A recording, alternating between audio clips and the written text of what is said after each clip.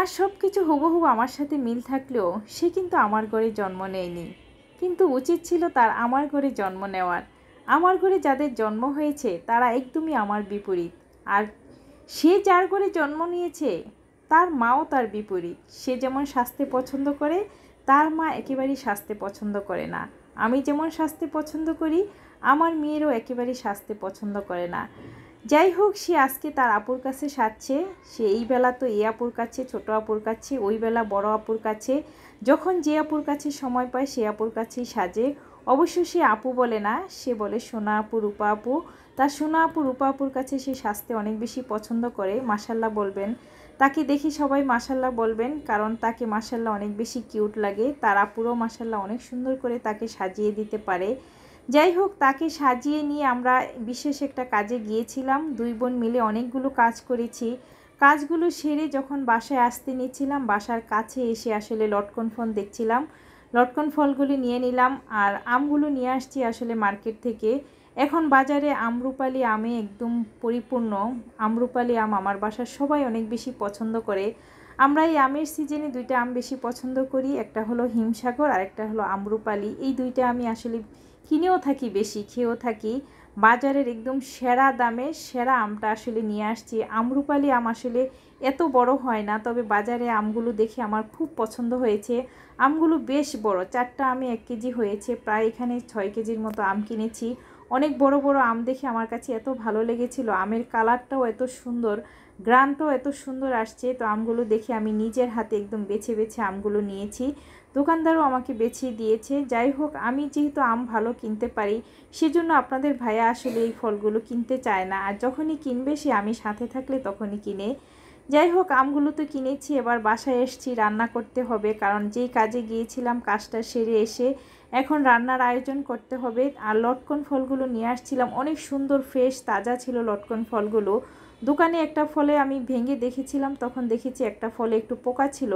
ভেবেছিলাম হয়তো সবগুলো ভালো হবে, কিন্তু বাসায় এসে সবাই যখন বসে একসঙ্গে খেতে নিচ্ছিলাম তখন দেখি আসলে বেশ কয়েকটা লটকন ফলই পোকা ছিল। আর লটকন ফল আসলে ভর্তা করতে হয় না, এটা এইভাবেই খাওয়া যায়, অনেক বেশি মজা হয়। তো যাই হোক, রান্না করতে চলে আসছি। গতকালকে আসলে অনেক রান্না করেছি, রোস্ট, পোলাও, মাংস। কয়েকদিন বাচ্চারা খুব খাচ্ছিল। এখন বাচ্চারা খুব বিরক্ত হয়ে গিয়েছে, যেহেতু বাচ্চারা এত বেশি রোস্ট পোলাও পছন্দ করলে এখন আর খেতে চাইছে না। তো আজকে আমার বোন বলছে, আপু তোমাকে আমি ভর্তা করে খাওয়াবো। এই একটা পাতার ভর্তা, এটা খাওয়ানোর জন্য আমার আম্মা কিংবা আমার ছোটো বোন অস্থির হয়ে গিয়েছে। এটা নাকি এতই মজার একটা ভর্তা।